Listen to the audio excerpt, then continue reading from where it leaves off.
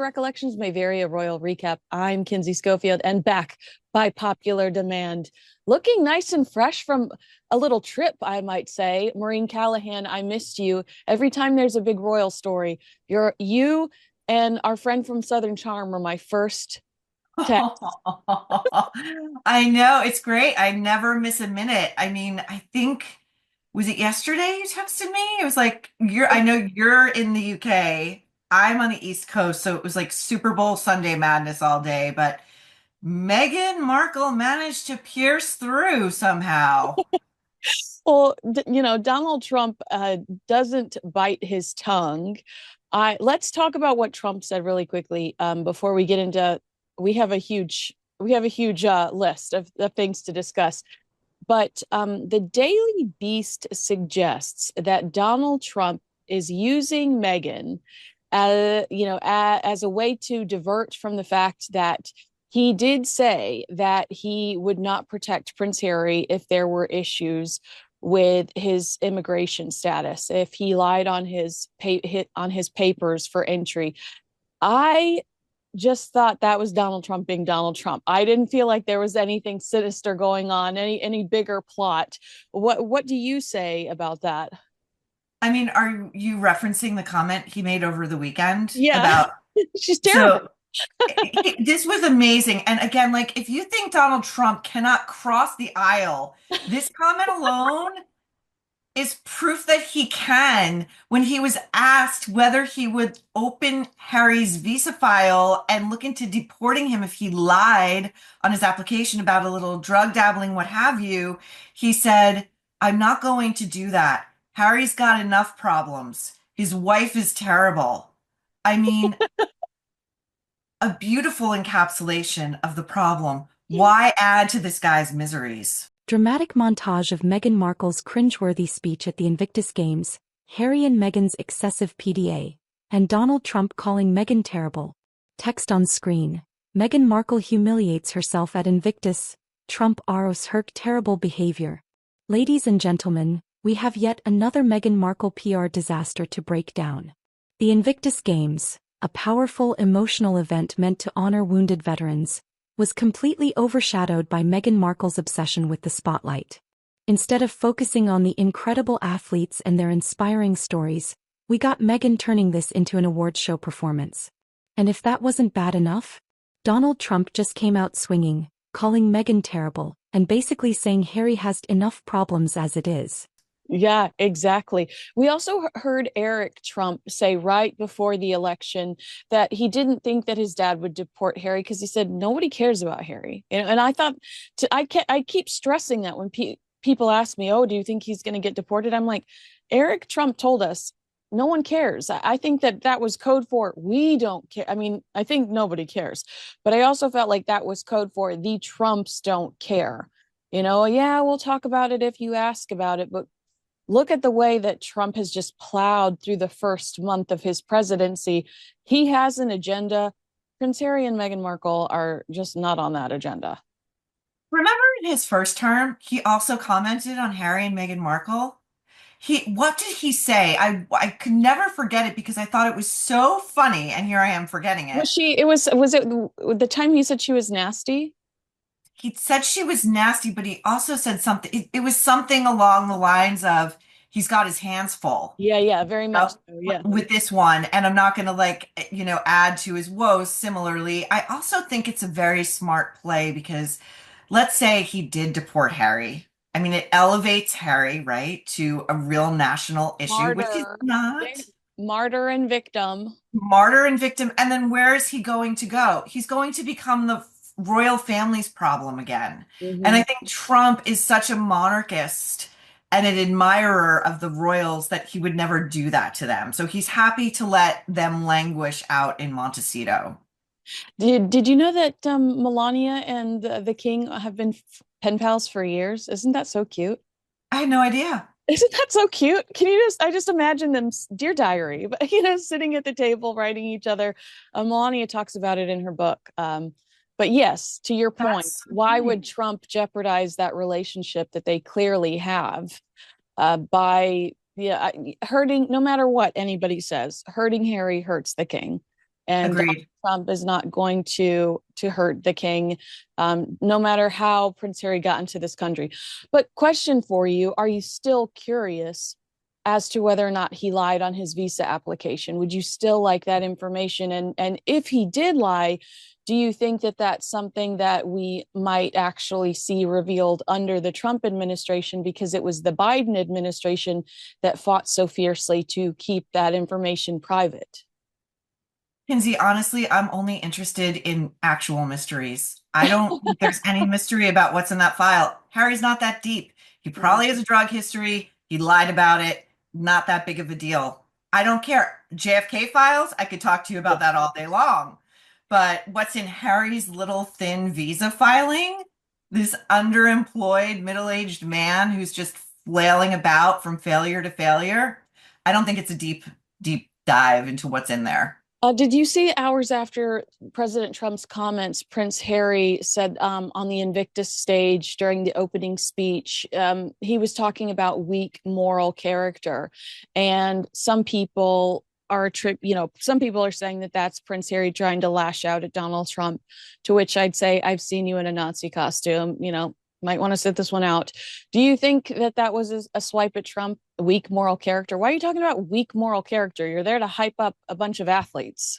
All right, let's start with Meghan's embarrassing speech at the Invictus Games. This was supposed to be a moment to honor brave men and women who have sacrificed so much for their countries. But what did we get? A Meghan Markle monologue that sounded more like an Oscar acceptance speech. Instead of talking about the veterans, Meghan decided to talk about herself, her struggles, and how she just had to be there to support her husband. Excuse me, Meghan. This isn't about you. She couldn't even fake sincerity. Every move was staged. Every smile was rehearsed. This wasn't a speech. This was a PR production. And let's be real, the audience was not impressed. Look at them. They're just waiting for her to get off the stage. Because they know exactly what this is. A desperate attempt to stay relevant. Oh yeah, I absolutely think that was. And I think it's him and Meghan, they're still sort of in this, like, it's like Harrison Ford at the end of The Empire Strikes Back. They're like frozen in the amber of their wokeness and their decaying relevance. And I think that Trump really metaphorically shivs Harry every time he praises William as such a fine young man and what a great king and a great leader he's going to be. That hits Harry where it hurts. Now, Harry's sort of trying to punch up and engage Trump in some sort of war of words. That's never going to happen. What really struck me about the Invictus statements was Meghan taking the stage, saying, I wasn't planning to speak, but here she was speaking, dressed for the occasion, going on and on about what this means to Harry as if he can't speak for himself, going on and on about what a great husband and father he is. There is a piece of this speech in which she talks about him making sandwiches for their toddlers. He makes lunch and he packs it for them. And I'm like, you're talking to a bunch of men and women who lost limbs in war. This does not, like, it's not a gold star for the Duke who's learned how to, like, slice some Sammys up for his kids. Like, have a sense of proportion. She never, ever learns, ever. No, she really doesn't. It's amazing that they are just so completely clueless. Well, speaking of that, I sent you this story, definitely sent you this story yesterday because I was dying. So Meghan grabbing someone's wheelchair without their permission and adjusting them for a photo.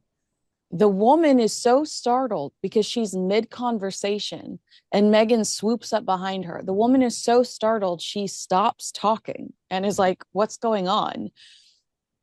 I feel like that's common sense, Maureen. Like that wheelchair, that would be like me grabbing your arm and dragging you. That wheelchair is a part of this person's body, she is invading their space. I mean, I could go on and on about personal boundaries. I couldn't believe this when I saw it. Oh, yeah. For Meghan Markle, it's like moving a piece of furniture. Oh, it's in the way. you're ruining the line of the shot. Like, am I positioned properly with my Ozempic body and like my sleeveless top in like sub-zero temperatures here in North America? Okay. I mean, it really goes to, it's little things like that. I mean, and that's not a little thing. That is terrible. But when you add these things up, it's just all proof of the level of what I see as malignant narcissism. Like, what does it cost Meghan Markle to bend over and talk to this woman face to face and say, "Do you mind? I'm sorry to interrupt if we move over here. Not if I move you, if we move over here. Would Yeah. you like my help or do you want to do it on your own?" I mean, this is it's peak Meghan Markle. Peak Meghan Markle. Now let's talk about this ridiculous, over-the-top PDA performance from Meghan and Harry. Every time Meghan is getting bad press, suddenly she and Harry are all over each other. Hand-holding, gazing into each other's eyes. Forced giggles. This isn't love. This is damage control. Real couples don't have to do this. Real love doesn't need a performance. This isn't about their relationship. This is about controlling the narrative. And let's be honest. If everything was going great behind the scenes, would they need to act this way? The public is catching on. The staged PDA isn't working anymore. It's the worst thing I've ever seen her do, and that is saying a lot. I just thought this is the one time where people like us say we're going to cut you some slack because this is an incredible organization that, by the way, Harry ripped off from the United States, Wounded Warriors, and our Warrior Games. Like, this is not an original concept. God love you, Prince Harry, but it wasn't an original concept. The template that he uses to this day was erected by the palace. They, from what vendors they're using to all of the structure was created by experts that worked for Kensington Palace and Buckingham Palace. The great reputation it has was established associated with the British royal family. But we say around this time every year, around an Invictus Games event, we say, we're going to cut you guys some slack because this is great work. And then you show up and you act like an ass. You know what I mean? It's like, I know exactly what you mean. I know exactly. It's like you see the actual lack of palace experts who understand stagecraft and who understand nonverbal communications and the power of the moving image, such as Harry and Meghan in the back of a golf cart being driven through an underground tunnel, waving to these wounded warriors, those of whom can stand on their feet, are standing in line, several people deep, and they're waving like they are just the royals who are deigning to mess with them. I mean, it's like, have a sense of exactly what you're doing and what you're there for. It should not be about a photo op for you, but it really is about that for them. Because again, if Meghan had any sense of proportion, she'd be doing stuff behind the scenes. She'd be letting Harry have the stage. This is his thing. She would be in the supporting role. She wants the attention. She would let it leak out. Meghan was seen talking to the child of so-and-so and so-and-so, and wasn't she so sweet? But she can't do it. She cannot be without a camera crew at any given moment. Yeah, you really are seeing this like Messiah complex there, which I think is so vulgar, where the content that they are releasing is like people oohing and ahhing over them, or people screaming, trying to touch and claw at Prince Harry. He's not Jesus Christ. This is the same man that did drugs at Courtney Cox's house and spoke to her trash can, fluidly.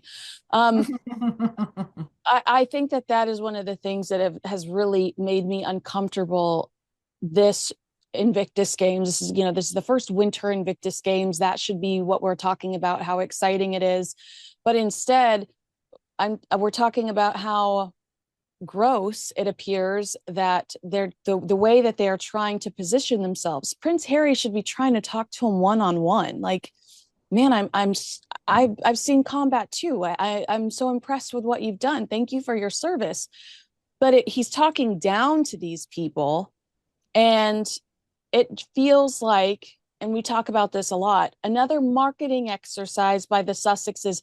We need the glossy photos. We need the PDA because Vanity Fair said, I'm shopping a divorce book.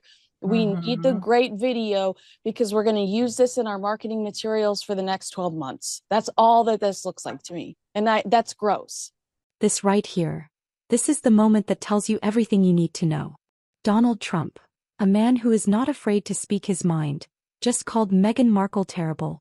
And let's not forget, Trump has been calling out Meghan for years. He saw through this from the very beginning. No.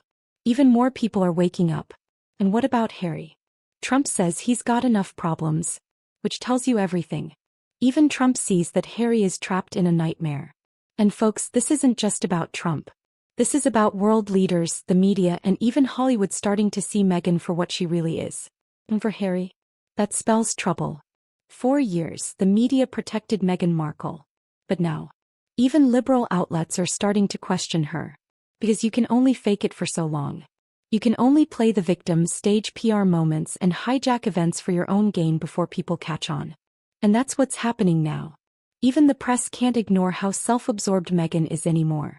This is the beginning of the end for Meghan Markle's media protection.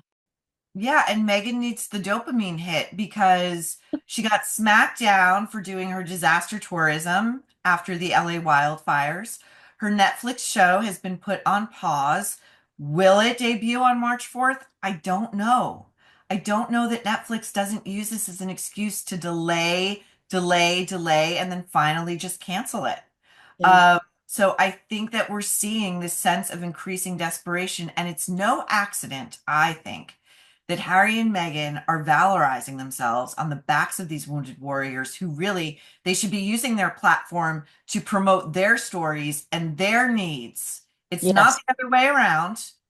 But Kate is now taking this well-earned victory lap and using her experience with coming out the other end of her cancer diagnosis and treatment to bring attention to those who are still undergoing chemotherapy, to engage again with her early childhood development campaign.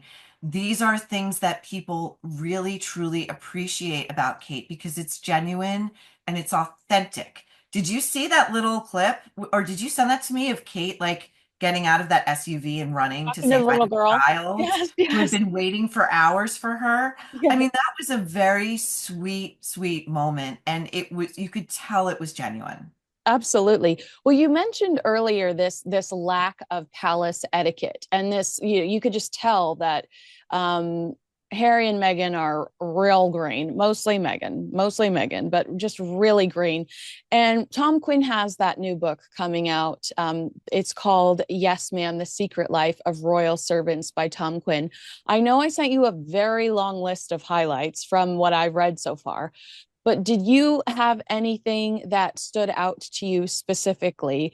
For me, it was the idea that Meghan was flirting with Prince William because I was like, first of all, I've heard it before. And second of all, I was like, oh, that explains all the things. That explains everything. Amazing. Well, you sent me that list, and then I went straight to the source and read Yeah. that entire extract because the book isn't out till the 25th. And it had such great nuggets in there.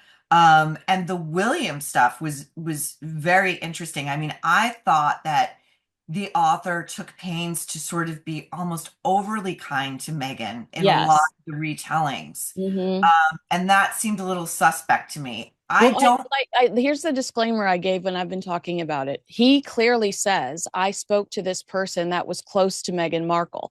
So I've said some of this is going to be true, and some of this is going to be a person with an agenda because Quinn is open about saying, well, yeah, this person was close to Meghan Markle. Well, just for the record, I don't trust that person. That person. I actually think that person is Meghan Markle because who is close to Meghan Markle anymore?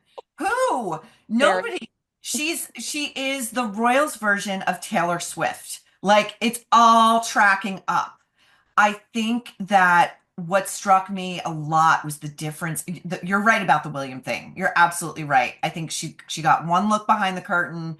She understood who's the winner in that family. There were two really psychologically fascinating insights to me, one of which was Harry was a pretty happy-go-lucky guy, content with his lot in life until Meghan came along and started ginning up. So let's sum this up. Meghan turned the Invictus Games into a Hollywood audition. Her speech was embarrassing, over the top, and tone deaf. Her staged PDA with Harry felt fake and desperate. Donald Trump just exposed her for what she really is. Terrible. No. Even the media is finally turning on her. Folks, this isn't just another bad look for Meghan. This is a full-blown PR crisis.